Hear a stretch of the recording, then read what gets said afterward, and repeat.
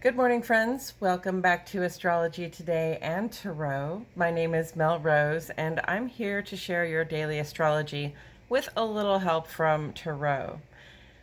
Here I'll discuss the tarot card that sits on the side of the page. I'll make a quick review of the day's astrology, and then I will follow up by playing another tarot card, which usually gives us something more to think about. So let's get into it. The tarot card that sits on the side of the page is the Four of Cups. Four of Cups relates astrologically to the last 10 days of the sun's transit in the sign of Cancer. Cancer is a water sign. Cups are the water of the tarot, and water element has a lot to do with our emotions or the way things feel to us. So emotion and also intuition, and also our creative capacity, literally like our personal fertility. So cups are water in the tarot, and in this card, the Four of Cups, we see a kind of young looking person who looks like they're kind of looking at I think that person's kind of looking at those cups like he got bitten. you know, like, I just had some experiences there that I'm not really sure I understand or whether I liked them or not. And perhaps I'm not very open to any more of those kind of experiences right now. Okay. So, on the one hand, he could just be saying, I don't care for this at the moment. And on the other hand, this person could be saying, no, thank you. I've had enough of that for my whole lifetime. Right. But here's the thing. When you close off your receptiveness to new emotional experiences, and often that is based on past emotional experiences, right?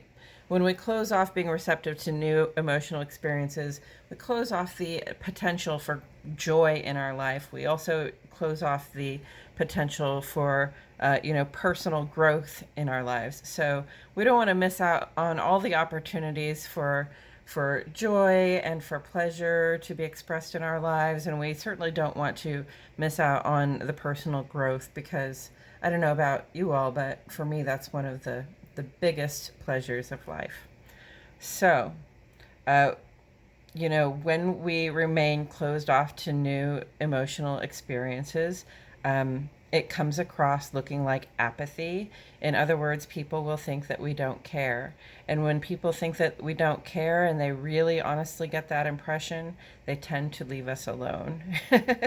Okay, so we're really, really just isolating ourselves slowly when we close ourselves off, or even quickly, to the potential for new experiences. So, if you need to take a pause after having had some emotional experiences, or some intuitive experiences, or some creative experiences, if you need to look back on it and take a breather and maybe process it out a little bit and say, here's what I liked, here's what I didn't like, here's what I wouldn't do again, that's appropriate. It's okay to take a pause, but understand that there are always new experiences out there available to you, coming your way. And, hopefully you can, reflect on the experiences you've already had and come to an understanding of what you want from your next experience, right? So that you can be more discerning about what you accept in the first place. And hopefully that will lead you to better experiences down the road. And with all of that said, I'm going to go ahead and shuffle my cards while I remind myself and the cards that the sun is in Cancer. And right now, the sun, Venus, and Mercury, fully 3/5 of our personal planets, are in the sign of Cancer together, okay? And so here we are. This is our outward facing self-expression in the world. This is our big, open, receptive heart, and this is our rational mind, and they are all seeking to feed and protect whatever it is that we hold most dear because of that sign of Cancer, okay? So this is a good opportunity. We want to remember that what we give to others, we have to be willing to give to ourselves, right? Just in terms of remembering to take care of ourselves and to absolutely place a limit on how much you can give. Okay, because in Cancer, that nurture or that love really just keeps coming in a way that can express a lack of boundaries, and having that lack of boundaries isn't good for anybody involved. The moon is a waning gibbous, and it will be most of the day in Aries today. Waning gibbous is this time when we have, stopped. We've sort of tied up our celebration of the culmination with the full moon of what we've done over the past month, and we've given ourselves some time to pause and reflect and see how it went for us and think about what we would like to do better. And now we're turning our attention toward what stuff we can clear out.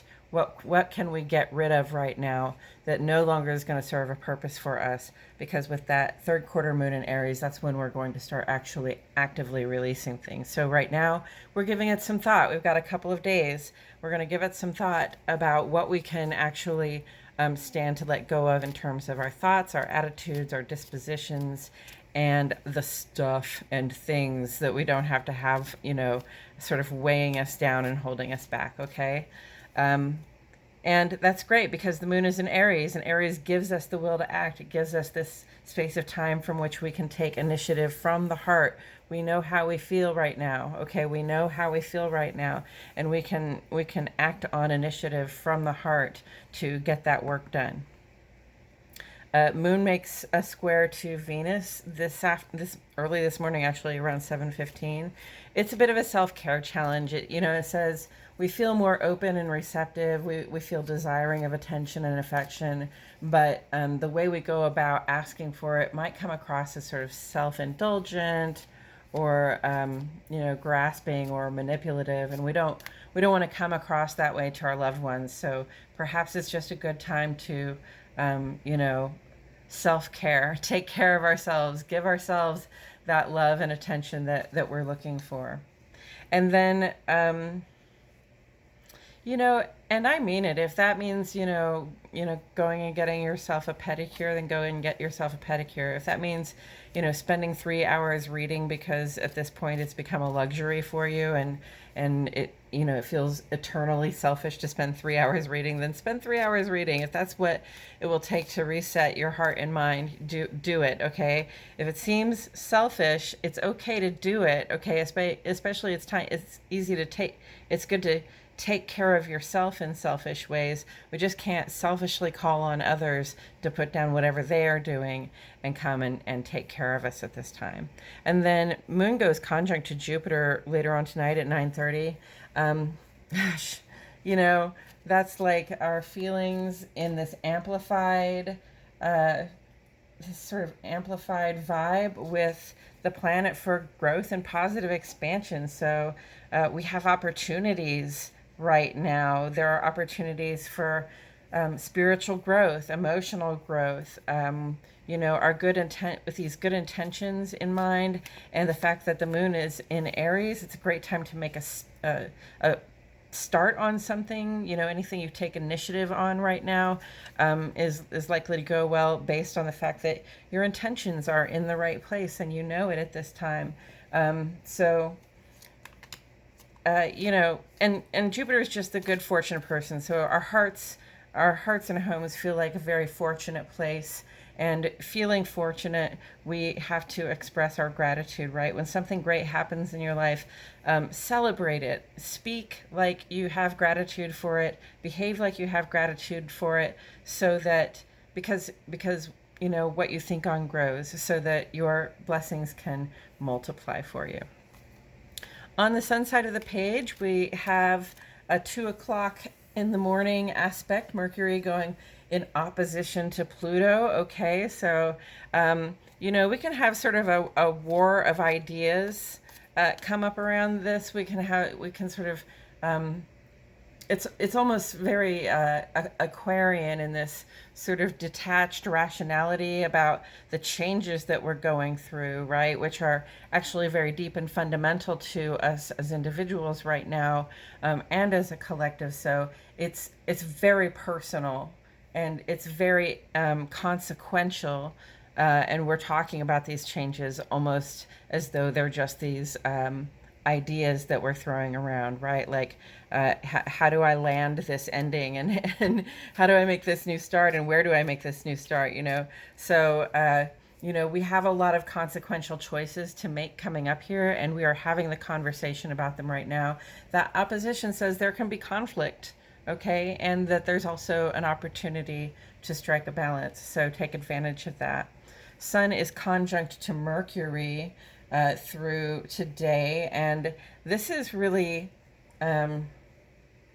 just like eagle eye. It's like you can see sharply, you can understand very well what's going on in your life, you can move quickly on the actions that you want to make, which is really good. But Sun is also quincunx to Saturn, and that's sort of slowing us down and asking us to not overwork ourselves, not pay so much attention to the work that we're doing that we burn ourselves out somehow. So this Sun conjunct to Mercury right now is really asking us to be thinking and planning about what we're going to do, and maybe doing some time management so that we don't overwork ourselves. Neptune is retrograde, and you have 3 other aspects with Neptune in retrograde right now. Sun and Mercury are both trine to Neptune in retrograde, and this is great because it's like, how do I say that? It's sort of like how do I want to say that? So this puts the outer life, in other words, who we are when we show up at work or in our social or civic places, in a blessed position with our compassion and connection, our ability to connect. So this is a really good time to be volunteering. And then Mercury is trine to Neptune, and this is we have this clever and creative mind at this time. It might not be like so good for reading manuals or taking math tests, but it would be really good right now for dreaming up, imagining really really beautiful ideas that actually could logically and practically be executed. So that's really a good vibe. And then Venus has been square to Neptune for a few days, and this has been like an insecurity vibe because when Venus and Neptune get together, we're thinking about how we look. What is the effect of the illusion I put off when I put on my specific clothes and my makeup the way I like to wear it, and go out into public, or what illusion am I putting off simply by having the trappings of culture that I specifically have. And with that square aspect, it says we're worried about what people think when they see us, but we don't have to worry about what people think when they see us, because Venus is also trine to Saturn here. So Saturn is retrograde. Sun is quincunx to Saturn. We talked about that, how it's sort of slowing us down. Venus is trine to Saturn just through today, but we've really been very open and receptive in this blessed way to receive support, to receive stability, to receive sort of grounded resources that help us feel secure in our lives. So hopefully we have not beat ourselves up for being receptive and open to actual material resources in our lives, and hopefully we have appreciated those as they have come in. Saturn retrograde also has a lot to say about how we are behaving in relationship to the community, because it's retrograde in Aquarius.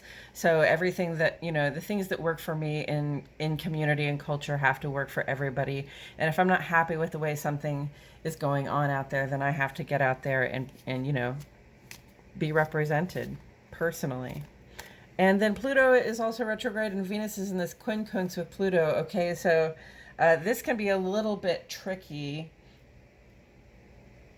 because, Pluto is retrograde. We're going through these sort of deep transformations on the inside, and, they're happening to everyone, but we're also each having a very individual experience of these transformations of foundational parts of our psyche that we're undergoing. So, Venus's quincunx has some of these fears and insecurities that can arise around our romantic or our financial lives, and those things can sometimes arise in less obvious ways. Like sometimes you just don't realize how insecure you're feeling until something triggers you to act insecure, and then it's like really obvious to everybody, right? So, remember that jealousy and pettiness and clinging or trying to punish people who don't behave the way we would like them to behave, none of that really works out well for us in the long run. Okay, so try to be self-aware about any insecurity or fear that's coming up, especially when it comes to that stability stuff that's been coming in for us, right? We don't want pettiness to get in the way of our security and our stability, for sure. Okay, so just try to be aware of those things as they come up, so that we can approach those important relationships and connections, to our finances, to our friends and romantic partners, to ourselves, with the respect that they deserve. And with all of that said, I'm going to go ahead and turn this over. We got the Three of Rods. The song that just popped in my head is the song She's Going the Distance by Cake. So Three of Rods, is really, it's a sign of momentum, right? We've made our plans, we've made a start. We can sort of, we're sort of on our way, and we can see the far shore, and we can see sort of what lies between us and the far shore, so we can plan for any obstacles. But we have this idea that we're going, I guess it was he's going the distance. Anyway, we can see that we're going to make it, right? We can see that light at the end of the tunnel. We've put our passion, our fire, our spark, our initiative into something, and we have grown it into a successful venture that is unfolding before our eyes. So that's really great. Rods are fire in the tarot. They relate to wands, to those of you who use a regular tarot deck. This is a regular tarot deck. They just use the word rods for wands. So I'm looking at the fire on the page, right? We've got the sun, the moon in Aries. Okay, so initiative, and initiative is coming from the heart. See, we've got that water over here and this fire over here. Initiative is fire and heart is water. So there's something to be said about that. But that sense of initiative is definitely coming from within for ourselves right now. Next week, Mercury and the Sun both go into Leo, so we do have some more fiery days ahead of us.